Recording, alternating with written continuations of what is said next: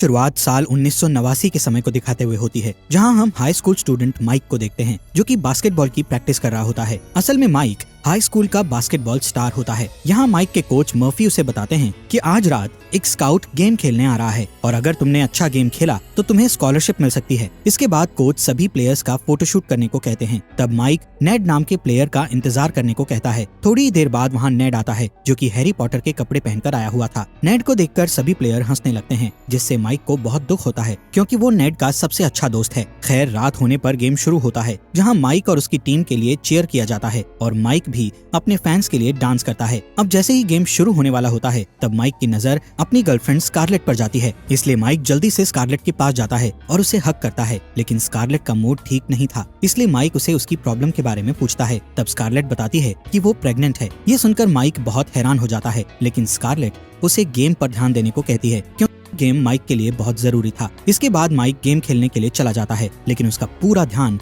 Scarlett पर ही होता है। इसी दौरान स्कारलेट उदास होकर वहाँ से जाने लगती है, जिसे जाता देख माइक अपना गेम छोड़ देता है और उसके पीछे चला जाता है। यहाँ माइक स्कारलेट को रोक लेता है और उससे कहता है कि मैं तुम्हारे साथ फैमिली बनाना चाहता हूँ, जिस पर स्कारलेट कहती है कि मेरी वजह से तुम्हारा फ्यूचर खराब हो जाएगा, इसलिए तुम्हें गेम पर ध्यान देना चाहिए। तभी स्कारलेट उससे दूर जाने की कोशिश करती है, लेकिन माइक उसे रोकता है और उसके साथ नई शुरुआत करने का कहता है। यहाँ से सीन शिफ्ट होता है और हमें 20 साल बाद का सीन दिखाया जाता है, जहाँ माइक की उम्र अब 37 साल हो चुकी है और वो अपने दोस्त नेड के घर में रहता है। नेड एक अरबपति था। वो दोनों एक साथ नाश्ता करते हैं और उनकी बातों से पता चलता है कि माइक की वाइफ स्कारलेट ने उसे घर से निकाल दिया है और वो उसके साथ डिवोर्स लेना चाहती है। इधर माइक अपने प्रमोशन का सोचकर काफी खुश था, क्योंकि उसे लग रहा था कि वो प्रमोशन होने के बाद अपने रिलेशन को ठीक कर लेगा। खैर, माइक अपने ऑफिस जाता है, जहां माइक का बॉस डीन माइक की जगह एक लड़की का प्रमोशन कर देता है। इस बात से माइक डीन से लड़ने लगता है और उसे कहता है कि मैं पिछले 16 साल से इस कंपनी में काम कर रहा हूँ और तुमने कुछ महीने पहले आई उस लड़की को प्रमोशन दे दिया।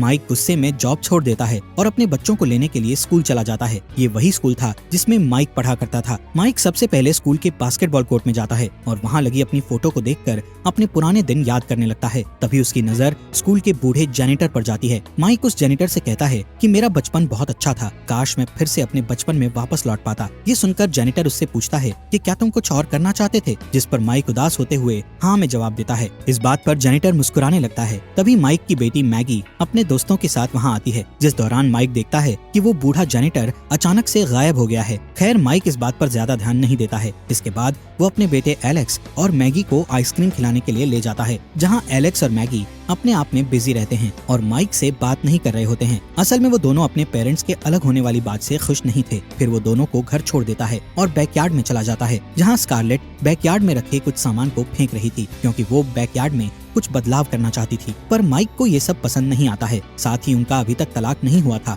और स्कारलेट ने अभी से अपनी नई जिंदगी की शुरुआत कर दी थी। इसलिए माइक को गुस्सा आता है और वो स्कारलेट से कहता है कि हम इतने साल से एक साथ हैं, तो फिर अचानक से अलग कैसे हो सकते हैं। ये सुनकर स्कारलेट उससे कहती है कि अब हम एक दूसरे के साथ नहीं रह सकते। तभी स्कारलेट की फ्रेंड नोमी वहाँ आती है और स्कारलेट को वहाँ से ले जाती है। अब माइक उदास होकर वहाँ से चला जाता है, जिस दौरान बहुत तेज बारिश होने लगती है। जैसे ही माइक एक पुल पर पहुँचता है, तो उसे पुल पर एक आदमी दिखाई देता है, जो कि नदी में कूदने की कोशिश कर रहा था। माइक उस आदमी को रोकने के लिए चिल्लाता है, जिससे वो आदमी पीछे मुड़कर देखता है। तब माइक को पता चलता है कि वो बूढ़ा आदमी कोई और नहीं बल्कि उसके स्कूल का जेनिटर है, जिससे वो आज ही मिला था। खैर, वो बूढ़ा आदमी माइक को देखकर मुस्कुराता है और अचानक से नदी में कूद जाता है। ये देखकर माइक जल्दी से पुल के किनारे जाकर नीचे पानी में देखने लगता है, जिस दौरान उसे एक झटका लगता है और वो नदी में पड़ रही एक भंवर में जाकर गिर जाता है। पर किसी तरह वो नदी से बाहर आ जाता है और सीधे नेड के घर पहुंचता है। यहाँ सबसे पहले वो शावर लेने के लिए जाता है। तब वो मिरर में खुद को देखकर चिल्लाने लगता है। असल में माइक उस नदी में गिरने के बाद 17 साल का हो गया था। माइक की चीख सुनकर नेड वॉशरूम में आ जाता है और माइक को अनजान समझकर उस पर हमला करने लगता है, जिससे दोनों के बीच हाथापाई होने लगती है। तब माइक उसे समझाने की कोशिश करता है, लेकिन नेड उसकी बात नहीं सुनता। इसलिए माइक नेड को बचपन के बारे में बताकर उसे याद दिलाने की कोशिश करता है कि वो उसका दोस्त माइक ही है। तभी नेड की नजर माइक की पुरानी फोटो पर जाती है, जिसे देखकर नेड समझ जाता है कि वो उसका दोस्त माइक है। अब नेड और माइक समझने की कोशिश करते हैं कि आखिर उसके साथ क्या हुआ है। तब नेड कहता है, मुझे लगता है कि तुम्हें स्पिरिट गाइड ने वापस से 17 साल का बना दिया है। ये सुनकर माइक को लगता है कि वो बूढ़ा जेनिटर ही स्पिरिट गाइड था और उसी ने उसे 17 साल का बनाया होगा। इसलिए माइक जल्दी से अपने स्कूल जाता है और स्टूडेंट से उस बूढ़े जेनिटर के बारे में पूछने लगता है। तब माइक को एक फीमेल जेनिटर बताती है कि वो इस स्कूल की जेनिटर है और उसके अलावा यहाँ कोई भी जनरेटर नहीं है। तभी माइक को एक रोशनी दिखाई देती है जो कि फर्श पर पड़े पानी से आ रही थी। जब माइक पानी को देखते हुए आगे बढ़ता है तो वो बास्केटबॉल कोर्ट में पहुंच जाता है, जिससे उसे लगता है कि शायद उसे भगवान ने एक और मौका दिया है ताकि वो अपनी जिंदगी को दोबारा से शुरू कर सके। इसलिए सबसे पहले वो नेड के पास जाता है और उसे बताता है कि मैं हाई स्कूल में फिर से पढ़ना चाहता हूँ। इस बात पर नेड मना करता है, पर माइक ने डिसीजन ले लिया था, इसलिए नेड को उसकी बात माननी पड़ती है। जिसके बाद नेड और माइक हाई स्कूल जाते हैं, जहाँ नेड माइक को अपना बेटा बनाकर उसका एडमिशन करवाता है और माइक को नया नाम देकर उसे मार्क बुलाता है। यहाँ नेड जब प्रिंसिपल जेन को देखता है तो उसे जेन से प्यार हो जाता है, इसलिए वो इसके साथ फ्लर्ट करने लगता है, लेकिन माइक उसे खींचकर बाहर ले जाता है। माइक बहुत ही अजीब कपड़े पहने हुए था, इसलिए स्टूडेंट्स उसके कपड़ों को देखकर हंसने लगते हैं, इसलिए नेड उसे शॉपिंग कराता है। अगले दिन माइक अच्छे कपड़े पहनकर एक स्पोर्ट्स कार से स्कूल आता है, जिससे उसे सभी देखने लगते हैं। इसके बाद माइक अपनी क्लास में जाता है, जहाँ उसके पास स्कारलेट का फोन आता है। असल में आज उनके डिवोर्स की सुनवाई थी, पर माइक इस हाल में कोर्ट नहीं जा सकता था, इसलिए वो स्कारलेट से झूठ बोलता है कि वो देश से बाहर आया हुआ है। इसी बीच एक चीयर लीडर लड़की माइक को डेट करने के लिए पूछती है। ये सुनकर स्कारलेट को बहुत गुस्सा आता है, इसलिए वो अपने वकील से दोनों बच्चों की फुल कस्टडी लेने को कहती है। तभी क्लास में मैगी आती है, जिसे देखकर माइक स्कारलेट से कहता है कि मैं अपने बच्चों के बहुत करीब हूँ और तुम मुझे उनसे दूर नहीं कर सकती। क्लास खत्म करने के बाद माइक बास्केटबॉल की प्रैक्टिस करता है। तभी कोच मर्फी की नजर माइक पर जाती है और वो माइक को बास्केटबॉल टीम में खेलने को कहता है। इसके बाद माइक वॉशरूम में जाता है और नेड को कॉल करके उसे खुशखबरी सुनाने लगता है। इसी दौरान माइक देखता है कि एलेक्स को किसी ने टेप से बांधकर वॉशरूम में बंद कर दिया है। वो एलेक्स से उसकी ऐसी हालत करने वाले का नाम पूछता है, जिस पर एलेक्स बास्केटबॉल टीम का नाम लेता है। यहाँ माइक एलेक्स को बताता है कि मैं तुम्हारे चाचा नेड का बेटा मार्क हूँ। माइक जल्दी से एलेक्स को खोलता है और उसे अपने साथ लंच के लिए ले जाता है, जहाँ माइक को पता चलता है कि एलेक्स को चीयर लीडर की हेड निकोल से प्यार है।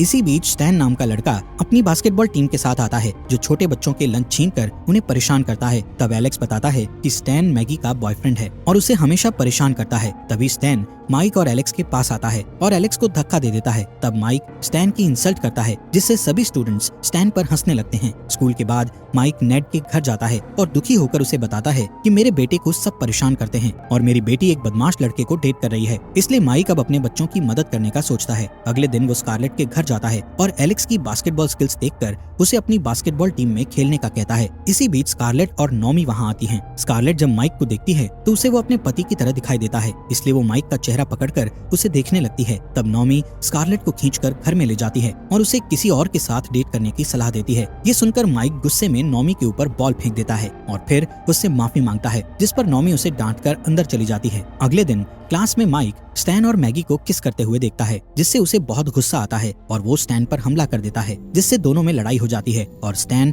माइक को बुरी तरह पीटने लगता है। तभी कुछ स्टूडेंट्स उनका वीडियो बना लेते हैं और उस वीडियो को वायरल कर देते हैं, इसलिए प्रिंसिपल माइक और उसके पिता नेड को ऑफिस में बुलाती है, जिससे नेड जेन से मिलने की खुशी में तैयार होकर आता है और जेन को इम्प्रेस करने की कोशिश करता है, लेकिन जेन उसे भाव नहीं देती है। इसके बाद माइक स्कारलेट के घर जाता है और स्कारलेट को बैकयार्ड में काम करते हुए देखता है। तब स्कारलेट उसे अपने पेड़ पौधे दिखाने लगती है। तब माइक डेली आकर स्कारलेट की मदद करने का सोचता है। साथ ही वो एलेक्स को बास्केटबॉल की ट्रेनिंग देने लगता है और मैगी को स्टैन से दूर रखने की कोशिश करता है। कुछ दिन बाद माइक और एलेक्स दोनों को एक ही टीम में ले लिया जाता है। इस बात पर स्कारलेट खुश होती है और माइक को अपना बैकयार्ड दिखाने ले जाती है, जहाँ माइक उसकी तारीफ करता है। तभी स्कारलेट उसे बताती है कि आज वो एक डेट पर जा रही है। यहाँ माइक स्कारलेट को मिरर के सामने नाचते हुए देखकर उसे डांस सिखाने लगता है, जिस दौरान वो स्कारलेट से उसके पति के बारे में पूछता है, जिस पर स्कारलेट कहती है कि मुझे पूरा यकीन है कि वो अब दोबारा मेरे साथ नहीं रहेगा। तभी एलेक्स वहाँ आता है और बताता है कि घर पर डीन आया हुआ है। असल में स्कारलेट माइक के एक्स बॉस के साथ ही डेट कर रही थी। इस बात से माइक नाराज हो जाता है